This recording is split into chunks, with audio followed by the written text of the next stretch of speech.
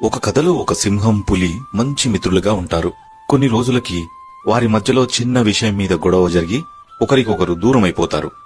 చాలా సంవత్సరాల తర్వాత సింహం తన కుటుంబంతో వెళ్తుంటే కుక్కల గుంపు దాడి చేస్తుంది. అది తెలుసుకున్న పులి గర్జించి మీద పడి కుక్కల్ని చీల్చిపడేసి సింహం కుటుంబాన్ని కాపాడి అక్కడ్నుంచి వెళ్లిపోతాడు. ఆ తర్వాత ఆ సింహం పిల్ల, నాన్న, ఆ పులి ఎవరు అని అడిగితే, వాడు నా మిత్రుడు బుజ్జి, మా ఇద్దరి మధ్యలో గొడవ జరిగి మాటల్లేవు అని అంటాడు. గొడవ జరిగింది కదా, మరి ఎందుకు మనల్ని పులి రక్షించాడు అని అడుగుతాడు.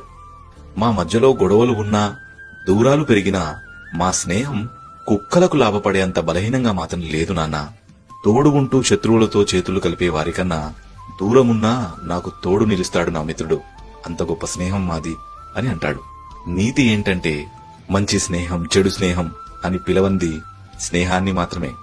స్నేహితుడంటే నువ్వు ఏడుస్తున్నా వాడు నవ్వుతాడు. నువ్వు అడిగింది ఇవ్వను పోబే అని తిట్టి అవమానిస్తాడు. నువ్వు తప్పు చేసి వేరోడతో గొడవపడ్డా నీవైపే నిలబడతాడు. అమ్మ తర్వాత నీ ఎంకిలి తినేది వాడే, నాన్న తర్వాత నిన్ను దెబ్బలు కొట్టేది వాడే. అర్ధరాత్రైనా వాడికి పట్టపగలే. ₹1 లేకపోయినా నువ్వు వాడికి కోటీశ్వరుడివే. నువ్వు ఎదుగుతావని ముందుగా నమ్మేది వాడే.